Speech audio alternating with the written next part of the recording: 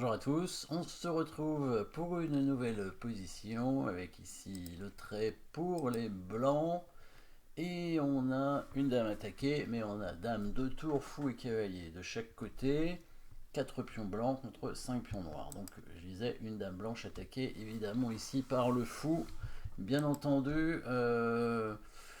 Qu'est-ce qu'on pourrait dire? Un tour assez bizarrement placé ici en H7, hein, ça a l'air assez curieux. Les blancs ont quand même la colonne ici avec leur tour, une possibilité de passer sur la troisième rangée. Alors c'est vrai que les noirs ont aussi une tour sur la deuxième rangée.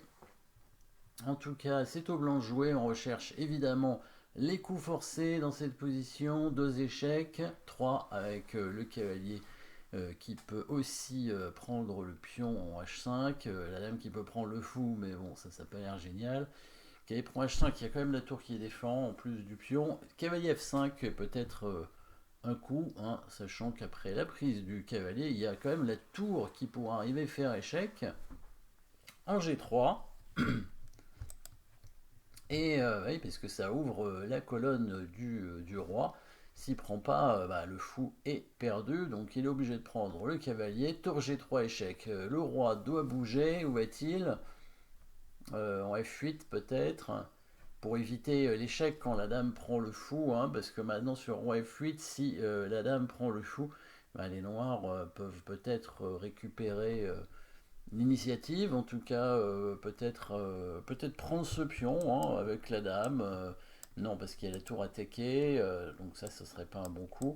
Peut-être la dame en D2, par contre, avec l'aide de la tour, on pourrait créer quelques menaces en direction du roi blanc. La dame en E2, ouais. La dame on menacerait avec dame D2 la tour en C1 et il y aurait quand même le pion F2 attaqué. Les blancs, on n'aurait pas d'échec à leur disposition, hein, si on regarde bien. Donc qu'est-ce qu'il va faire sur roi F8?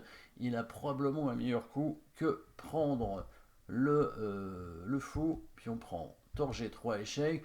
Il n'y a que roi F8 comme coup ici, hein, sinon le fou est pris sur échec, donc ça n'aurait pas d'intérêt pour les noirs. Donc ici, si les blancs prennent le fou, évidemment, il y a peut-être la possibilité dame des deux qui est gênante, parce qu'on voit pas trop d'échecs pour les blancs, et les noirs ont des menaces hein, de leur côté, avec dame prend F2, mais aussi dame prend C1, donc là, ça semble pas forcément très très bon.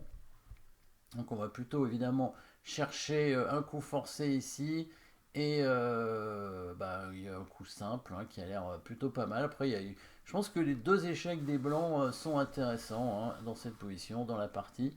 Il va tout simplement faire une petite attraction avec la tour en G8 pour forcer le roi à prendre, et avec la dame en E8, c'est plutôt une déviation, hein, parce que c'est pour venir avec la dame en E8 en fait, afin de récupérer le pion F7 protégé par le fou, et ensuite il mate.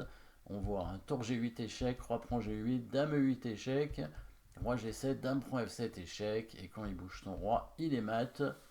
Petit mat des épaulettes ici avec la dame en F6, et sur roi H8 il y avait mat de deux façons différentes, hein, mais il y avait aussi dame G8.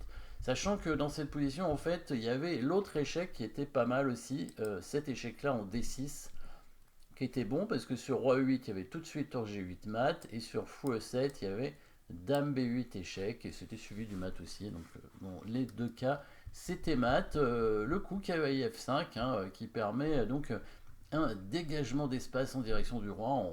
Toujours la fameuse case F5 hein, bien sûr pour l'attaque. Si le roi bouge on prend le fou tout simplement, ça change rien a priori. Enfin si, il y aura une menace de mat en fait, hein, donc s'il rebouge son roi quelque part, mais ça sert à rien qu'il vienne en F8 ou en G8. On va prendre ah bah non, là s'il vient là c'est tout de suite mat hein, avec dame E8. En fait c'est tout de suite mat quoi qu'il arrive, puisque s'il bouge son roi en F8, on peut faire dame B8 aussi, et mat assez rapidement. Donc il peut pas bouger son roi, il est obligé de prendre le cavalier. Voilà, et après tour G3, c'est fini tout de suite, une attaque très rapide sur le roi noir. Merci d'avoir suivi cette position. N'oubliez pas de vous abonner, et à très bientôt.